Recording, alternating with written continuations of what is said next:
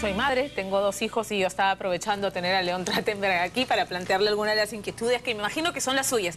Porque en esta época, de todas maneras, usted conoce alguna mamá que lleva a su hijo o a sus hijos algún tipo de terapia. Entonces nos preguntamos, ok, ¿estamos todos locos? Yo iba al colegio y en mi época nadie iba a terapia. Yo no iba a terapia y ahora el niño tiene que ir a 1, 2, 3 terapias y el pequeño se vuelve loco porque los estándares cada vez son más competitivos, más difíciles, pero yo quiero que siga en ese colegio donde me exigen, entonces que el chico vaya a la clase, que el chico vaya a la terapia. ¿Qué hacemos además con el tema de las redes sociales? ¿En qué nos estamos equivocando? ¿Qué estamos haciendo bien? Hay 1.000.000 de preguntas, vamos a tratar de organizar la cosa para sacarle el máximo provecho a la presencia de León Trachtenberg aquí. ¿Cómo estás? ¿Qué tal? Gracias, bueno, gracias por la introducción. Mira, si a mí me dijeran hoy día, tienes que saltar 1,80 m, salto alto, es imposible para mí. Entrénate. Bueno, me voy a entrenar, pero no, mi cuerpo no da para eso. Vaya a terapia. Claro. Ese es el esquema que está ocurriendo. Es decir, en lugar de decir, bueno, tú puedes saltar 1,60 m o 1,40 m, esfuérzate y salta 1,40 m, porque eso es lo que está a la altura de tus posibilidades. Exacto. Entonces, el colegio, quien fuera, me va a orientar para saltar 1,40 m, y si lo voy a saltar, voy a estar bien. Exacto. Sin embargo, si me quieren comparar con aquel que saltó 1,80 m, siempre voy a estar mal. Claro.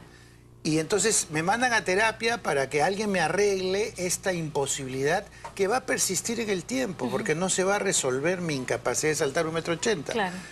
Lo que está pasando hoy en día en demasiados colegios es que en lugar de adecuar la enseñanza a la diversidad de alumnos que hay, lo que hacen es pretender que haya un nivel, un estándar alcanzable por todos, y todo el que no llega, en lugar de que el colegio se ocupe de ponerse a su medida, lo que hacen es decir, vaya a la clase particular, vaya a terapia, vaya a lo que fuera, con lo que se están desentendiendo de su función primordial. Claro. Y muchos padres, lamentablemente, están desorientados. ¿Por qué? Porque las únicas 2 fuentes de información que tienen los padres son algunos titulares o clichés de los medios, que uno los aprende así incompletos, o lo que te dice el colegio. No tienes otro referente para decir, bueno, ¿qué hago con mi hijo? Y entonces terminan haciéndole caso a los colegios que te dicen haga terapia por casi cualquier cosa. Yo creo que esa es una especie de perversión de lo que es el rol de la escuela, que más bien debería absorber ella las dificultades que tienen los alumnos, y la terapia solamente se debería considerar para situaciones extremas, realmente dificultades que requieren una cosa muy especializada. Los psicólogos más honestos, y hay bastantes, cuando traen a un niño de un colegio para terapia, dicen, ¿para qué me lo has traído? Si tu hijo no tiene nada. Y yo creo que este es un subproducto perverso de los exámenes de ingreso a los colegios. Porque ¿qué cosa es lo que ha pasado? Los colegios, ante la enorme demanda y poca oferta, lo que han hecho es tratar de levantar el nivel de selectividad de los alumnos. Yo quiero solamente los alumnos que no tienen ningún problema, que son inquietos, que tienen una inteligencia natural. Esos quiero.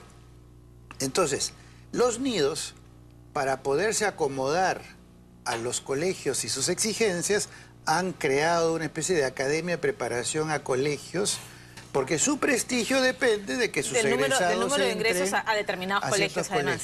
Claro. Y entonces, en lugar de trabajar en la edad infantil con el juego, con el aprendizaje espontáneo, etcétera, los convierten en un entrenamiento para esos colegios. Ahora, ¿qué cosa es lo que ha pasado?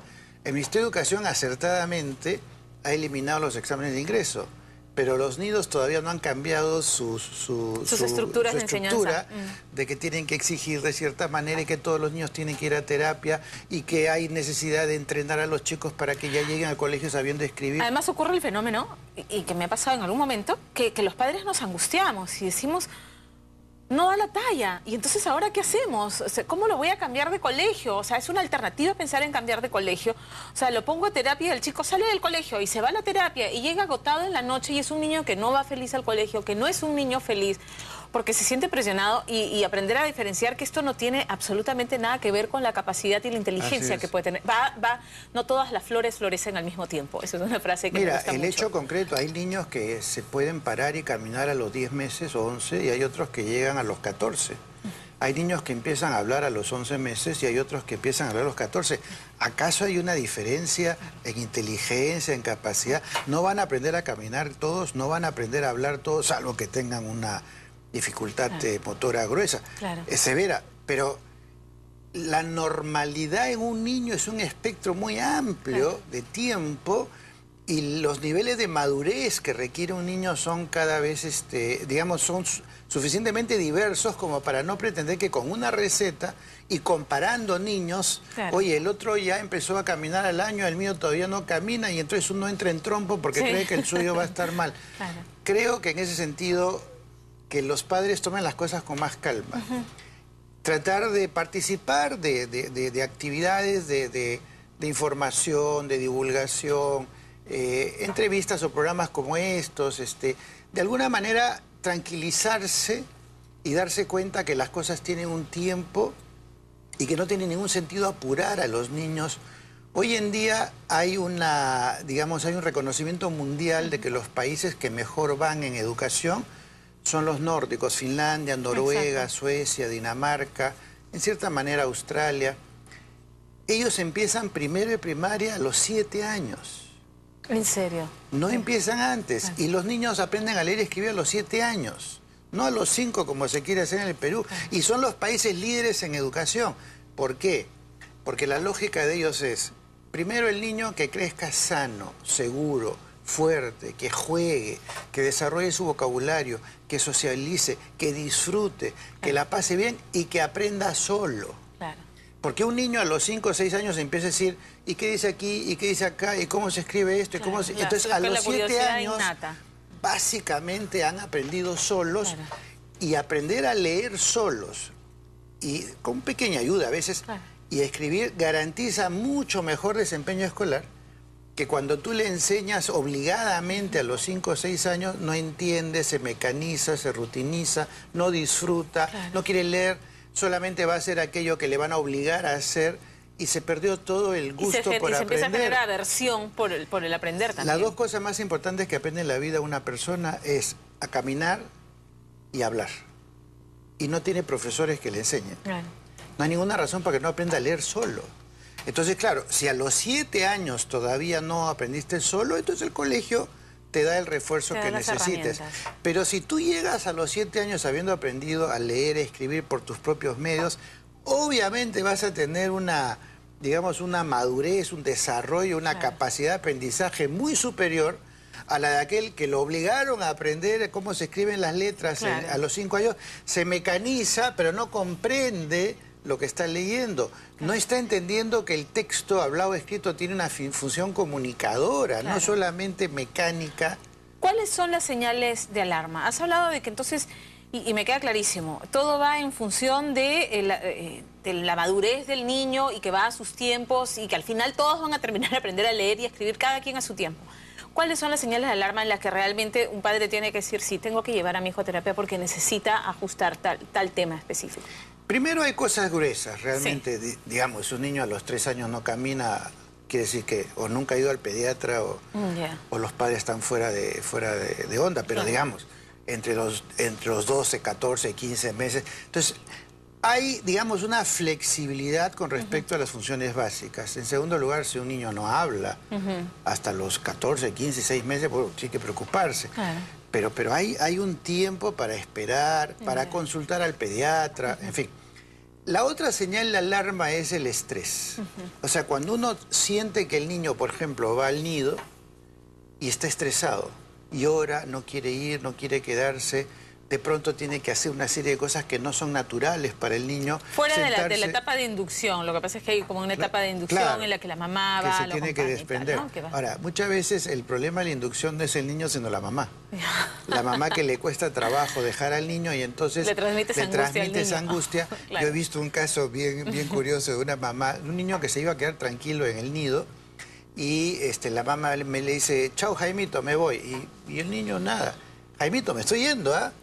Chao, Jaime, no voy a regresar hasta mediodía. Claro, el niño se pone a llorar. O sea, es la dificultad de la mamá la que se convierte en la dificultad del niño.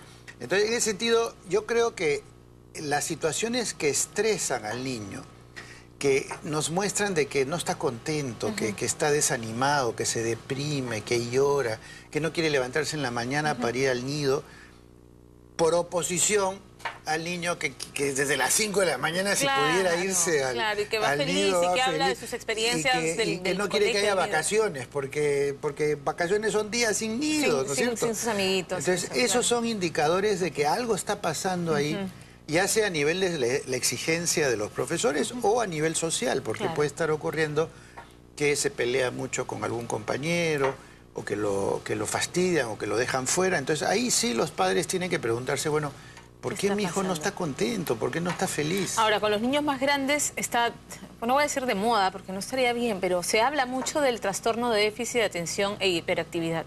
Y se habla de medicar niños. Entonces, este tema es un fenómeno, se diagnostica más porque se conoce más de este trastorno generalizado del desarrollo. Siempre ha existido, pero ahora conocemos más y además se conocen las medicinas para controlar esto. ¿Cuál es tu opinión respecto a este tema? Mira, se considera, hasta los años 1990 se consideraba, hasta el 2000 inclusive, que un 5% de la población tiene una hiperactividad suficientemente pronunciada como para eventualmente requerir una medicación.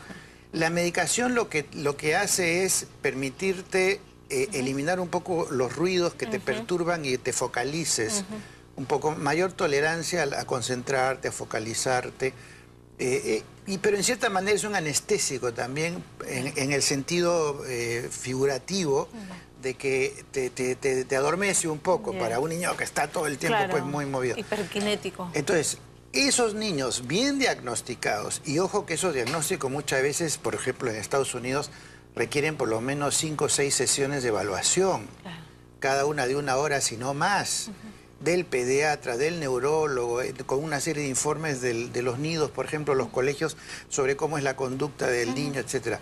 Solamente después de eso se considera de que una medicación podría ayudarlo más de lo que podría perjudicarlo. Ahora, ¿qué es lo que está pasando? Por presión de los laboratorios farmacéuticos en Estados Unidos y por algunas legislaciones estatales que le dan un subsidio a los padres que tienen hijos con alguna discapacidad y la hiperactividad entra como una discapacidad, cada vez son más los padres que quieren el diagnóstico de hiperactividad en Estados Unidos. Y cada vez más la industria farmacéutica quiere abrir el mercado de Ritalin y de todos los productos que sirven para estas funciones. Y entonces, ¿qué ha pasado en Estados Unidos? En los últimos 15 años, del 5% de diagnósticos de hiperactividad ha subido a 15%. Y bajo los protocolos que utilizan en Estados Unidos, ha pasado a Inglaterra, ha pasado a América Latina, y entonces ahora se utilizan los protocolos que el espectro de hiperactividad termina siendo más amplio. A lo que se agrega que muchos países, entre ellos el Perú, salvo honorables excepciones, te hacen un diagnóstico en 15 minutos. O sea, ven a un niño que dicen en el colegio que es hiperactivo, a veces el mismo colegio le dice medíquelo a su hijo, y otras veces van a un neurólogo, lo mira 15 minutos y dice dele su Ritalin o su medicación equivalente. Y qué fácil para el colegio y qué fácil para los papás. Y lo que los padres tienen que hacer, ojo, es leer las contraindicaciones, ¿no? Porque puede producir somnolencia, perturbación de sueño, falta de apetito, irritabilidad, problemas cardíacos para quien tiene algún síntoma, una serie de problemas gástricos. Es decir, no cualquiera, por eso es que en Estados Unidos cuando te dan medicación te hacen regresar cada semana al neurólogo para ir ajustando, y después cada mes. En Israel, por ejemplo, solamente te dan medicación por un mes, para que cada mes vayas nuevamente al neurólogo para que vea cómo estás, y solamente entonces ver si te suben o te bajan la medicación. Entonces, cuando tú agarras todo ese conocimiento, y yo no soy experto en neurología, los neurólogos saben mejor que yo, y tú lo reduces a un encuentro de 15 minutos con alguien que te dice dale Ritalin a tu hijo. Qué irresponsabilidad. Esa es una irresponsabilidad. Me muero de pena porque el tiempo me queda tan corto, hay tantas cosas que quería conversar, pero Va a haber un conversatorio de León Trachtenberg con Roberto Lerner, el reto de la crianza en estos tiempos. Por favor, haz la invitación, León, porque yo voy a ir de todas maneras. El 29 de abril a las 8 de la noche. Así es, a las 8 de la noche en el auditorio del Colegio Médico que queda en Miraflores en 28 de julio. El 28 de julio. Los tickets los vende Ripley, es Teleticket, Punto Ticket se llama. Punto Ticket. Que es el sistema que tiene Ripley con Phantom. La mayoría de la gente lo que hace es comprar en Ripley, ¿no? Claro. Y las entradas se consiguen ahí. Y por otro lado, Roberto y yo vamos a hacer una presentación de más o menos 2 horas en las que vamos a tratar de recorrer los principales temas que angustian a los padres. No solamente de orden escolar, porque esto tiene que ver desde el nacimiento, en realidad antes del nacimiento, porque tú sabes que los niños nacen antes de nacer, en la expectativa de los padres, en la ilusión que tienen. Entonces vamos a hablar de la crianza. Algunos aspectos tienen que ver con la vida escolar, pero una buena parte tienen que ver con qué pasa en el hogar, cómo se manejan los padres con los hijos, cómo afecta la relación de pareja a los hijos y demás. Los dibujos animados y todo el software que hay supuestamente educativo, las redes sociales. Hay que hablar, hay que conversar con otros papás, hay que escuchar a los especialistas, no somos infalibles y la verdad es que no hay manual para criar a los chicos. Y vamos aprendiendo sobre el camino, hay que escuchar a los que saben. Bueno, gracias. Ha sido un gusto tenerte aquí, muchísimas gracias. Bueno, encantado, gracias. Hacemos una pausa y regresamos en Más que Noticias.